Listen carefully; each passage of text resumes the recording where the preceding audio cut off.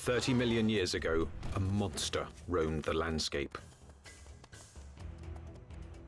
Well, we're talking about one of the most ferocious animals that probably ever walked the earth.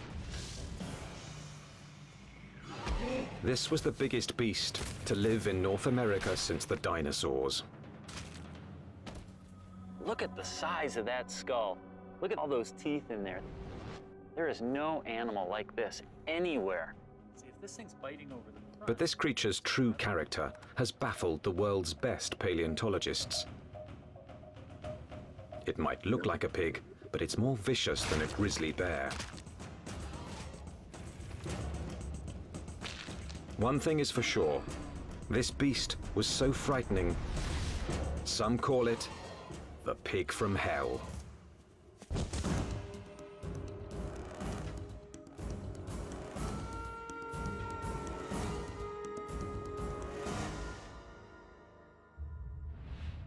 Prehistoric America, 30 million years ago, the dawn of the Oligocene epoch.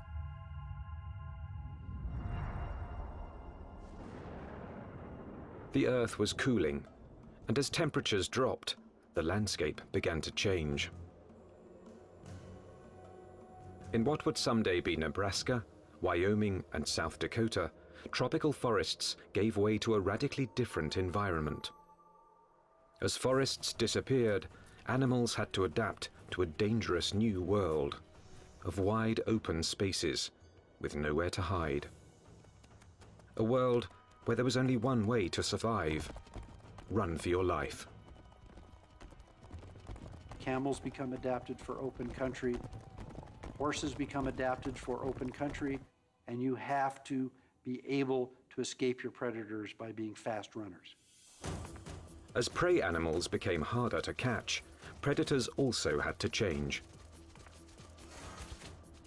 In this arms race, it took speed and jaw power to stave off starvation. There were nimravids, cat-like creatures with saber teeth, which could kill with one quick bite. And the fearsome hyenodon with its lethal jaws.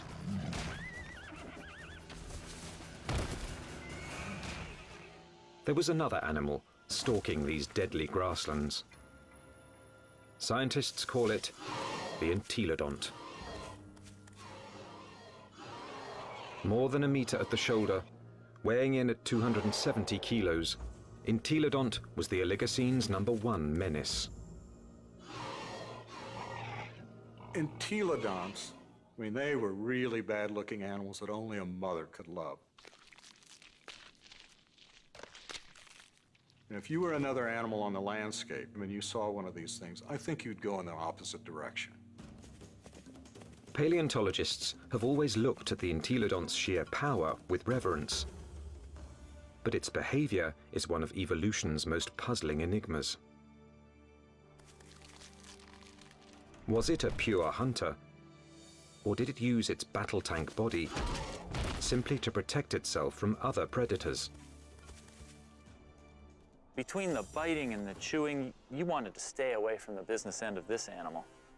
Just look at it. Look at the size of that skull. Look at all those teeth in there. There is no animal like this anywhere. Entelodont's name means perfect-toothed. Its teeth were driven by a perfect system, which gave this creature a ferocious bite.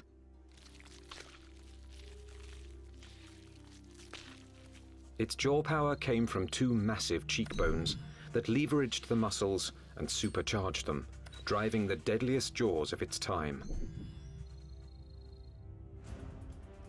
Jaws that could open 90 degrees and could clamp down harder than a hippo's or a crocodile's. This beast was bioengineered to bite. But what it was eating and why remains a mystery. Entelodonts have no modern relatives, no modern close relatives. So it makes it a challenge for a paleontologist to figure out how they made their living. What would an animal with such an enormous flange on its face, such enormous teeth, be eating? What was it doing? Entelodont fossils first caught the attention of scientists in the 1850s. They decided it was a bear-like creature. But then grooves in the teeth suggested that entelodonts were digging for plant roots, meaning that they literally ate like pigs. Today, scientific analysis has confirmed that the entelodont's closest living relative is the pig. But while this creature has some pig-like features, scientists have struggled to place it in any one category. In many ways, they're analogous to pigs, but they're also analogous to bears. They're also analogous to hyenas. Nobody's thought about these animals before. And there's no animal alive today that is a direct comparison to entelodonts.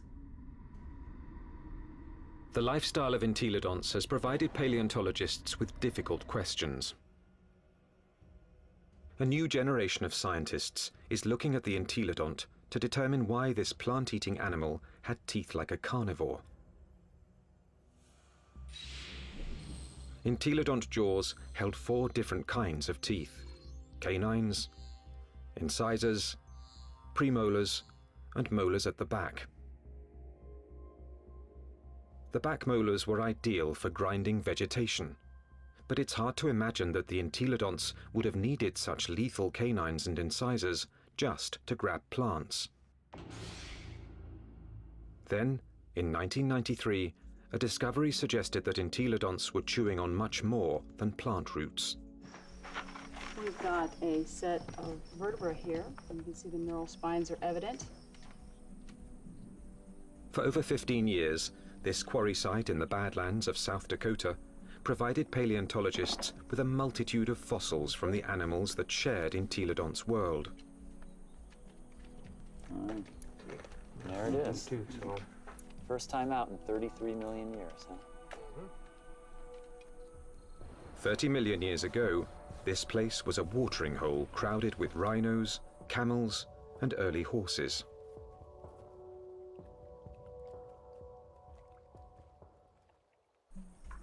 Well, we have some articulated ribs. Scientists also found one of the largest collections of entelodont bones in the history of North America. So many that they dubbed the site the Big Pig Dig. Fossil hunters also found the prehistoric equivalent of fingerprints, entelodont teeth marks, all over the bones of the biggest and fastest animals of its time. Well, these represent bite scars along the dorsal margin of this rhinoceros skull. Well, what could make these marks? If we take an entelodont skull, we see that the premolars are widely spaced apart. So when we lay that over the top here, lo and behold, they're matching up quite well, suggesting that this animal is at least a likely candidate for biting through the top of the skull of this rhinoceros. The dig presented key evidence that entelodonts didn't just eat plants, suggesting that they were less like modern pigs and more like fearsome prehistoric predators.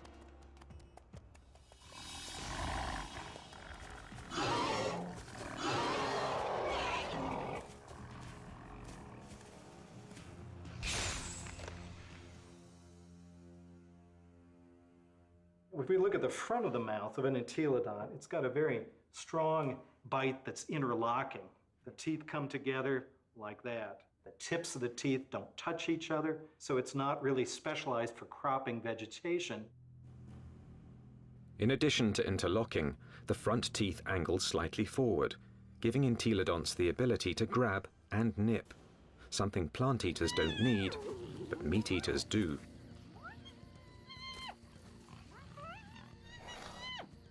The incisors and the canines have been perfectly capable of tearing a bite out of a carcass.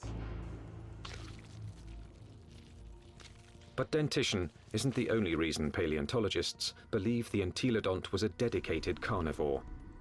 Under Wyoming's rugged terrain, scientists are finding more and more bones bearing the signature of entelodont's powerful jaws.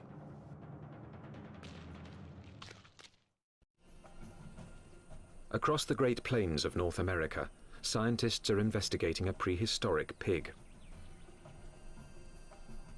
Entelodont has the teeth and jaws of a fierce predator, but its long, thin legs and cloven hooves suggest it might not be a very good hunter, because it couldn't use them to grab prey. Who was this beast, nicknamed the Pig from Hell? One veteran fossil hunter believes he's found the answer.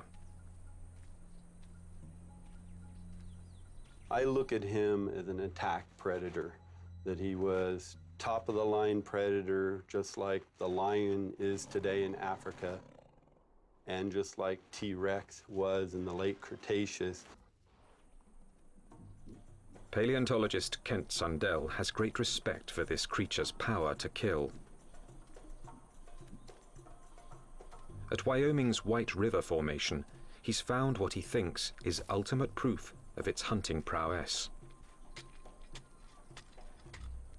25 million years ago, this was a flat plain near a river where horses, camels, and rhinos gathered to drink.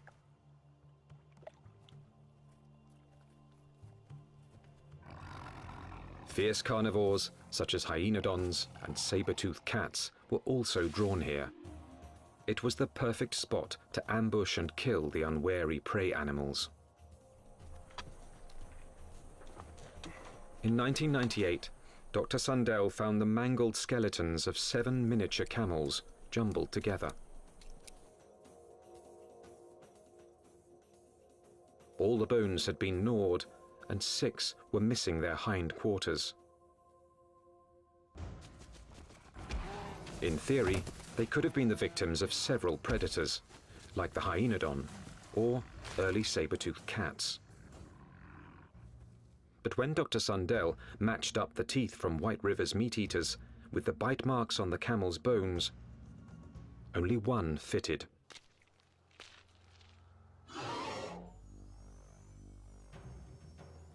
Bite marks alone don't prove these camels were killed by an entelodont, but where the bite marks are might be a clue. On the camels, I showed they were bitten in the back of the skull and at the top of the neck. He gets next to that prey and he tries to get a puncture wound through the cranium. Dr. Sundell believes this is the mark of a true predator, which kills before it eats. And hundreds of miles away, in Ohio, there's more evidence that entelodonts could have hunted. Evidence from a scientific journey no one's ever taken before. Inside an entelodont's 30-million-year-old head. At Ohio University, anatomist Larry Whitmer uses a CT scan to electronically model the brain surfaces of prehistoric animals. When he modeled his first entelodont brain, he noticed something unusual. This animal's eye sockets face right back out at us. What that tells us is that this animal almost certainly had binocular vision, meaning the visual fields overlapped, which allowed them to have some depth perception.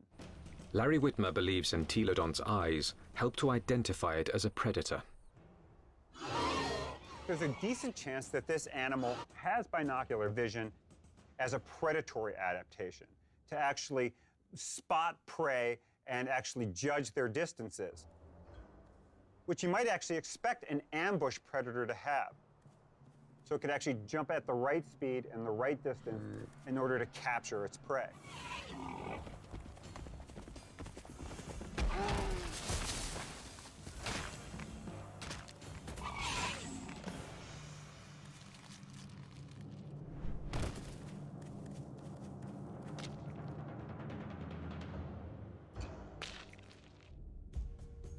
But entelodont's bizarre bioengineering doesn't inspire confidence that it could run and jump.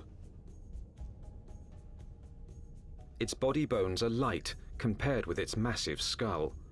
But in fact, entelodonts easily carried their enormous heads, without tipping over, using powerful packs of muscle bulging from the top of the spine to the legs, and from the back of the head to the tail. The animal's head was cantilevered out in front of its body with these ligaments that ran from these spines down to the skull. It had full muscle all along either side here, and it had muscles coming from the sternum up to the jaw down here. Massive muscles carried its oversized head.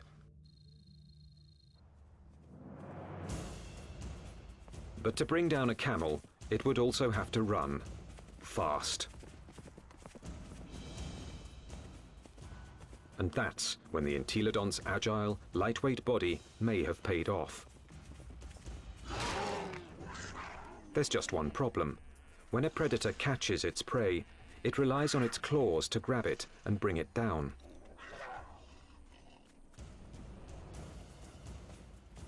Armed with only cloven hooves, there is no way the entelodont could have captured a fleeing camel. Or is there?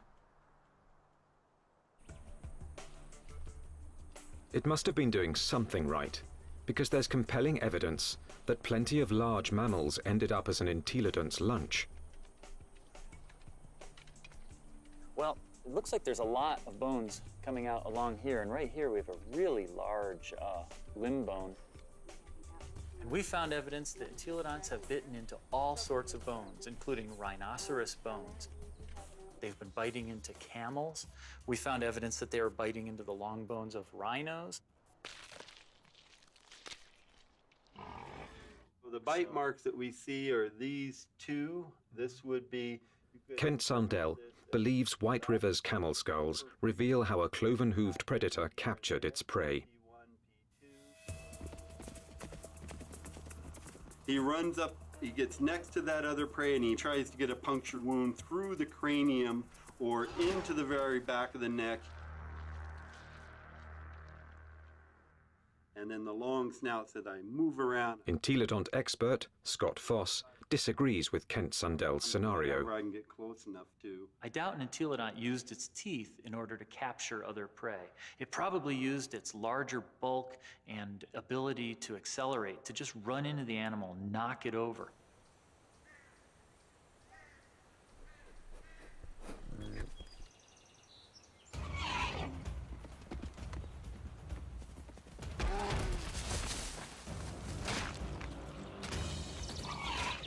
Once I had that animal knocked over, then the teeth can go into business, then the jaw goes into business, and it could crush whatever it went into. And it probably bit the animal right there in the head. Entelodont had all the tools necessary to kill prey animals. But there is more to the job of hunting than just the kill. A top-flight predator must have the ability to find and ambush its quarry. To understand this part of the process, science needs a fossilized window into an entelodont's world. What would we see if we could follow in an entelodont's 30-million-year-old footsteps? At a fossil site in Nebraska, that's exactly what scientists have done. And these footsteps have led them on the trail of the creature's hunt for food.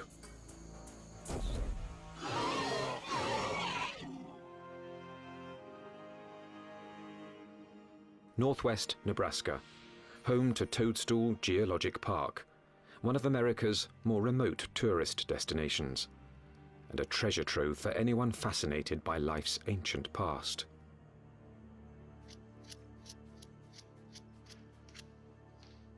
Okay, here's our heel pad. Toe, toe, center hoof, which bears most of the weight, the middle toe. So that makes this a very nice rhinoceros print.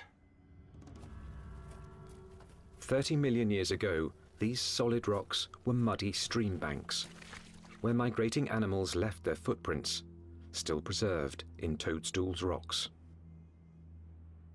Well, once we get it clean, it's a very nice rhino.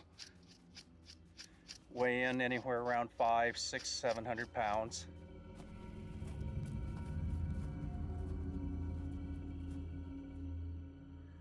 Dave Nixon has spent over 25 years analyzing the fossilized animal tracks of Toadstool Park. So on the first slabs over there. He pours water on 30-million-year-old tracks to make them more visible. He can then interpret the animal's behavior. And he's walking at a deliberate pace, but not excited until he gets to this point. He starts to become stuck in the mud and shows quite a bit of emotion here because he really kicks. Lands here, and he's out of the mud, but he puts another leap in, and the third bound takes him out of our exposure, and we're seeing excitement, if not fear. And if you're a herbivore, somebody always wants you for lunch. The rocks reveal that something was following the rhinos. We also have some smaller tracks. They look really tiny until you realize they're the tips of the toes. And what we have is an entelodont. The entelodont tracks at Toadstool Park give experts like Dave Nixon an unparalleled opportunity to understand how these creatures might have hunted. Because on that day, 30 million years ago, entelodonts weren't the only animals following the rhinos. And we have a set of carnivore tracks over here. These are smaller, and there are some claw marks on the inside. And we have another set right here. That carnivore may have been a hyenodon. 30 million years ago, hyenodon was one of the top carnivores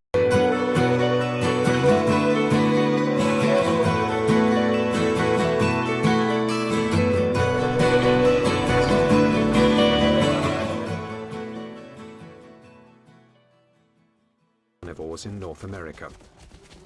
Its powerful jaws could pin down any prey animal. Then its razor-like teeth would finish the kill. But it also had the patience to track the prey over long distances. The carnivores are following the herd animals who go through first and fairly close. They'd be relatively on the heels of the group.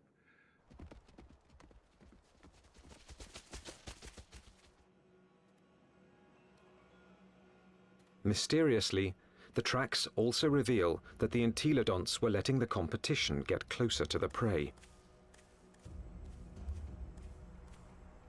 They're following the main herd, but they're not as close in time.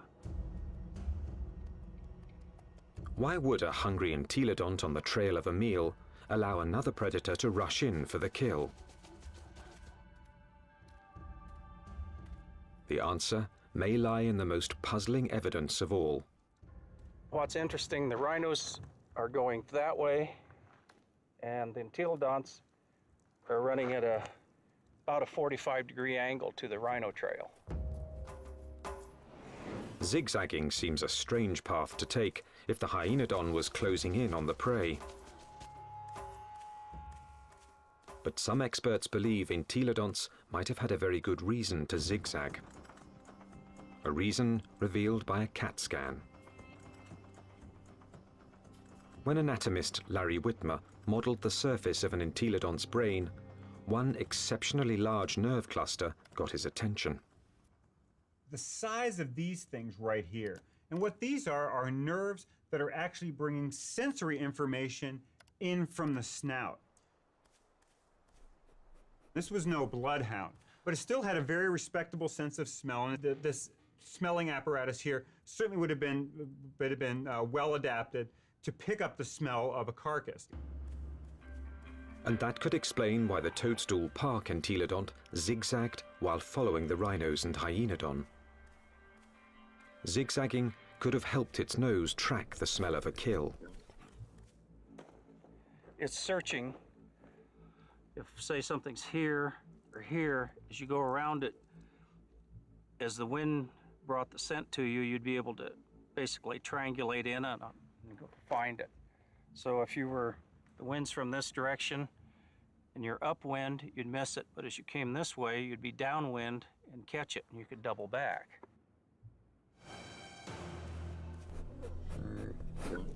It puts its nose up in the wind, it catches the scent, and then it's going to start zigzagging along, walking from one side of the riverbank to the other till it picks up a smell, and then it'll start zeroing in on it. And by moving from side to side, it's able to pick up changes in that smell and zero in which direction it wants to go.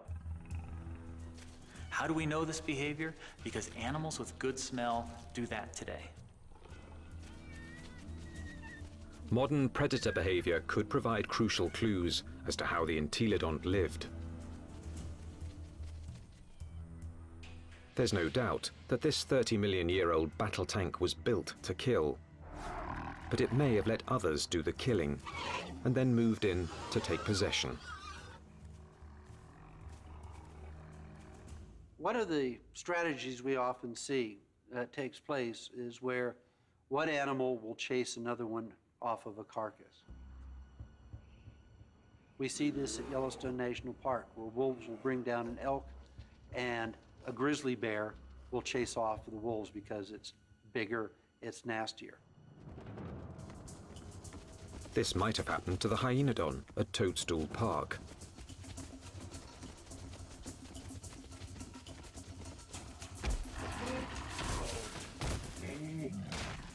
The hyenodon has run down and killed an exhausted rhino and is feasting on the carcass until the pig crashes the party. The razor-jawed beast goes from fearsome predator to underdog. The hyenodon might get in a few blows, but the entelodont's bulk would overpower its rival.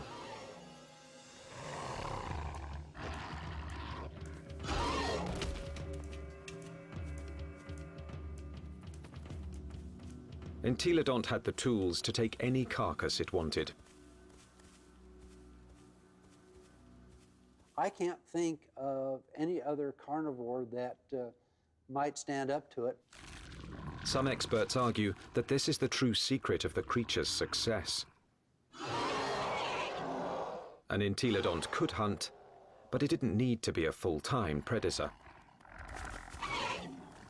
Instead, it let true predators do the hunting and killing, and then stole the fruits of their labor.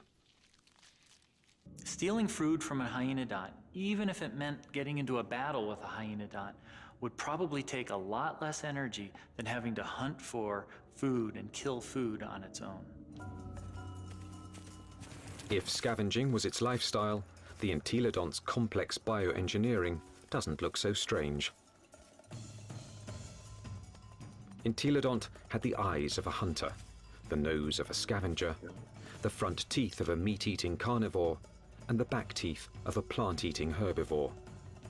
It may have evolved from a plant-eater into an omnivore, a creature that could eat whatever was available in a radically changing world. And so in reality, what this animal ate was anything it wanted. That's part of the reason why these animals were as successful as they were for as long as they were on the planet. The entelodont's success was about to be tested by an ever-evolving planet. The Earth was growing cooler, and the landscape was changing. Some of the entelodont's fiercest rivals would not survive, but the pig from hell was about to show it could withstand the test of evolution by getting bigger.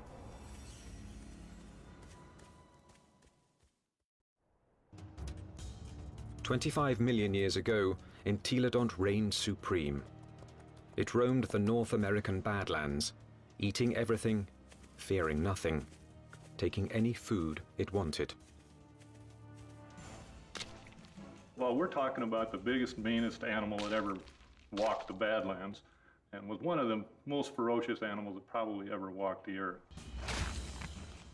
Nothing could stop the entelodont from dominating their world for millions of years to come.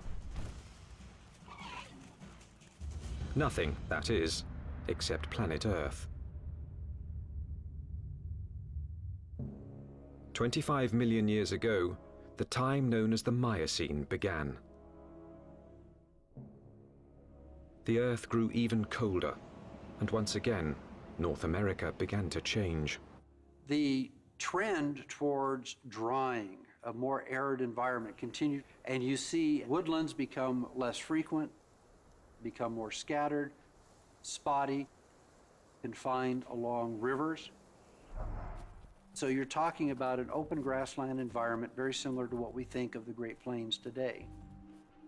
The fossil record reveals that as plant foods grew more scarce, mass extinctions began.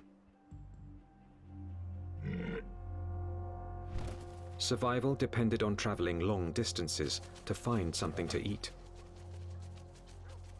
One of the selective factors that we see going on is animals becoming larger because it enables them to cover larger distances to find the food resources that they need to survive.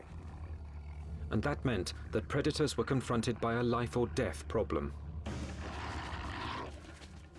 Now, the animals they hunted were bigger, faster, and much harder to kill. It's like an arms race. If the prey become much larger, they become too big for carnivores to handle, and so the carnivores have to get larger in order to be able to feed on these larger prey items. Some predators, such as Hyaenodon, couldn't meet the challenge. After 10 million years as North America's apex hunter, it disappeared from the fossil record, and that put Entelodon's survival on the line.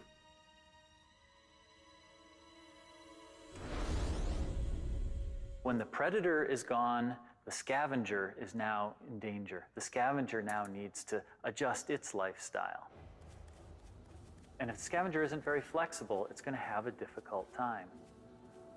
And in fact, the so-called pig from hell disappeared from the fossil record at about the same time. But this species wasn't gone. Entelodonts evolved to rule the North American plains with a vengeance.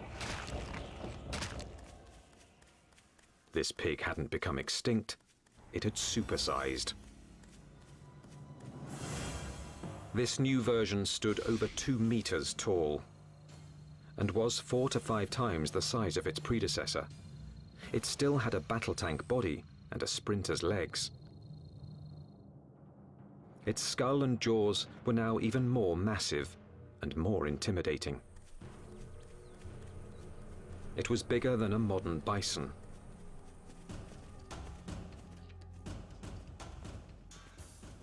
The experts call it Dinosaurus, a name meaning terrible hog.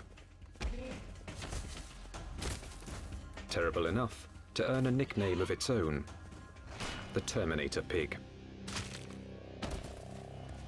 Dinosaurus.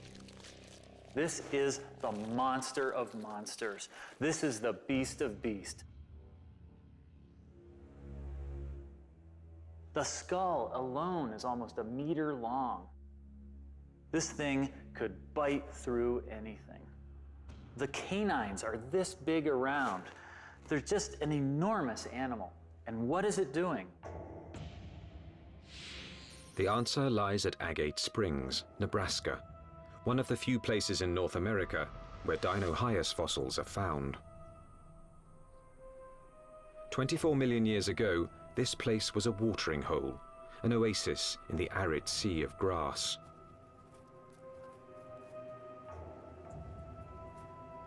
Hundreds of animals, many of them rhinos, gathered here to drink. And as the drier, colder planet killed off their food supply, they came here to die, making Agate Springs a paradise for predators and a favorite haunt of the Terminator pig.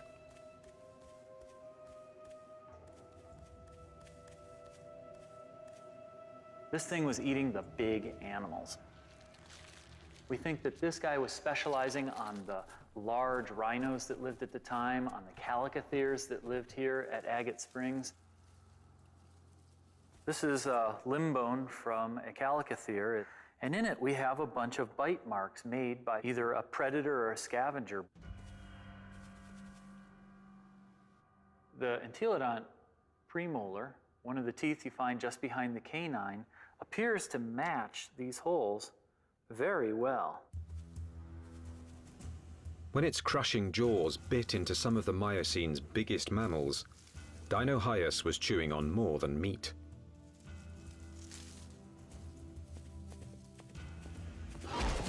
But the important part of this bone is this end here where it's been broken off.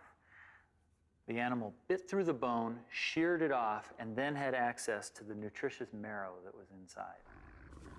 Bone marrow is one of the most nutritious foods an animal can eat. And in times of mass extinction, it would have been a prime source of nutrition. As the Miocene climate change killed off thousands, a diet from scavenged bone marrow may have allowed the Terminator pig to thrive. The long bones contain marrow, which is good for several years after an animal dies. So think of it as canned fat that would be available during a drought. So the pigs could still find food after a massive die-off, even if they're looking at mostly skeletons. The Terminator pig was the pinnacle of entelodonts evolution. This beast had supersized to survive the Miocene's challenge. And it very nearly succeeded, but not quite. Because in this new world, survival would ultimately depend on a skill set even the Terminator pig didn't possess. 20 million years ago, a new monster predator arrived in North America. The bear dog.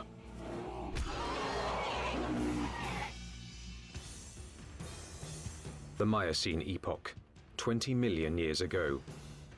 In what's now northwest Nebraska, Dinosaurus, aka the Terminator pig, is settling down to eat.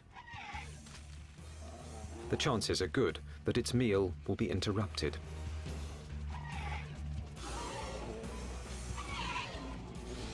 With its huge size, it could handle just about any threat to its dinner. Except a threat it had never seen before: the bear dog. A recent arrival from Asia, this savage, bone-crushing beast wouldn't back down from any fight.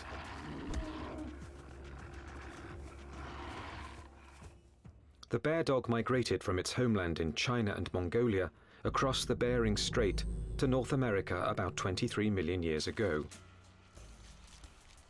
Just about the time that North America's top predator, the hyenodon, suddenly disappeared.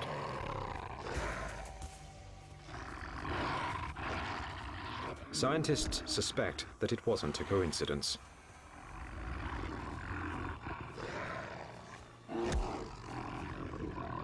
They certainly were probably much better predators in lots of ways compared to hyenodon.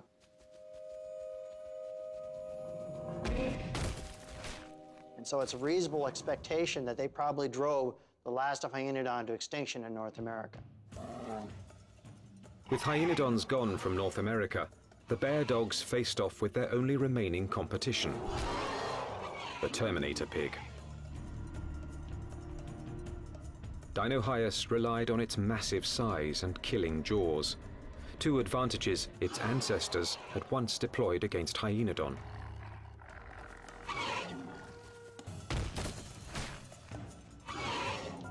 But the bear dogs counterattacked with new evolutionary weapons. Its first weapon was speed. With its heavily muscled, top-heavy body, Dinosaurus could be a fast runner in short bursts. But on the vast, open plains, the bear dog's bioengineering was perfectly suited for long-distance pursuit of prey that was becoming much harder to catch.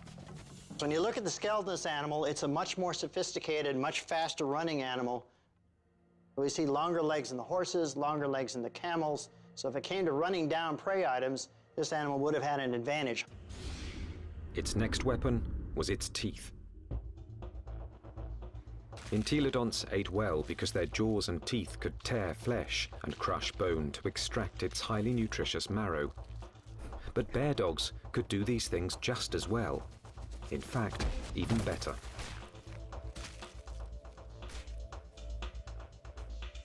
It's a great animal at biting bone, eating bone, crushing it. And it also has a set of teeth that are sharper than any entelodonts. Entelodonts, for example, wear the tips of their huge canines off, and they're not actually very good for puncturing, probably because they spend so much time crushing bone with them. This animal never does that. Its canine teeth are always much sharper. It also has better slashing teeth in its jaw than any entelodont had. So in many ways, it did a better job of what entelodonts had done than entelodonts ever did. The bear dogs could outrun and outbite the Terminator pig. And they had a third weapon the entelodont never possessed. The deadliest power ever to evolve on Earth. Bear dogs actually had much more advanced brains. Brains that were much more like what we see with modern animals. So where these entelodonts had relatively archaic, simple, smooth brains, these bear dogs actually had a much more expanded neocortex that was more highly folded. These were more sophisticated animals. Instead of developing brain power, entelodonts had responded to the Miocene challenge by supersizing into Dinosaurs. For almost 20 million years, they had ruled their world by brute force.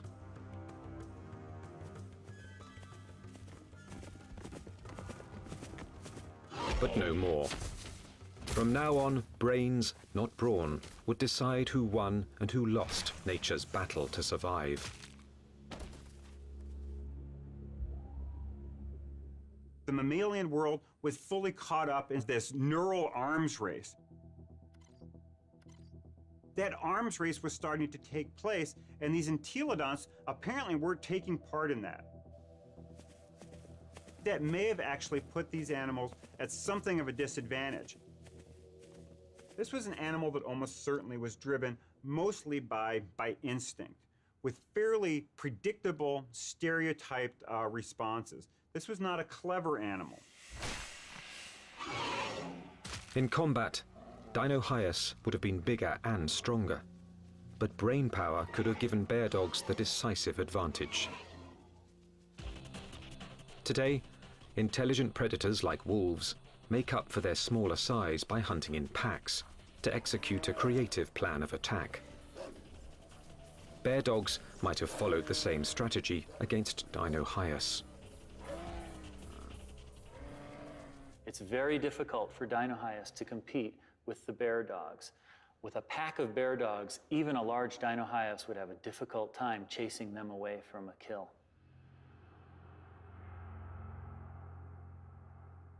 These smaller, less powerful, but more clever animals potentially were able to actually steal kills away from Dinosaurus. That they actually could have used different kinds of techniques. Fooling Dinosaurus, being able to lead it away, or to actually even take on Dinosaurus itself in actual combat.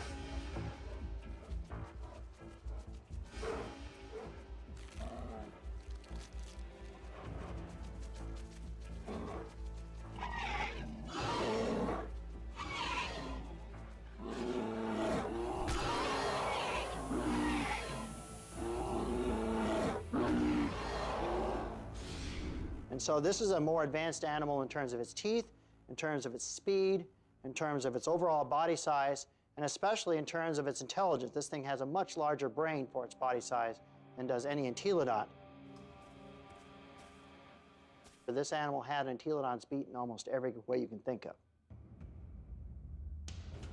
Within a few million years, after bear dogs arrived in North America, they had squeezed Dinosaurus out. Its favorite food, the calicothea, was also extinct. Without this meal to sustain its own massive bulk, the Terminator pig was forced to compete directly with bear dogs for smaller prey. And that meager food source wasn't enough. The supersizing that had once guaranteed success was now a fatal flaw. Eventually, it got to the point where it is no longer advantageous to keep getting bigger because you reach a point of diminishing returns, that the amount of food you get by stealing from other animals does not compensate for your needs to maintain a population. Unable to get the calories it needed, the Terminator pig became the last entelodont.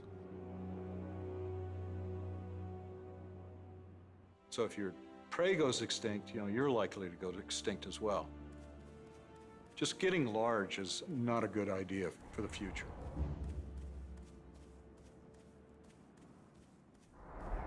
Despite its rapid demise, entelodont was an evolutionary success. It dominated its environment for nearly 20 million years. It had the ability and intelligence to either hunt, scavenge, or forage, allowing it to survive on any available food source. This behavior is now the norm for more modern omnivores, like bears and humans. And some think a bit of entelodont's predatory instinct still lives on. When I was a kid growing up on a farm, I was always told, don't fall down the pig pen, they'll eat you. But the entelodont's living legacy isn't what fascinates the experts. Science is unraveling its secrets. Nothing else quite like it has ever walked the earth.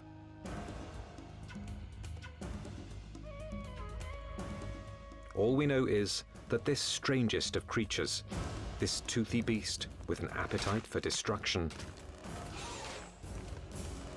dominated its brutal, dangerous world for tens of millions of years.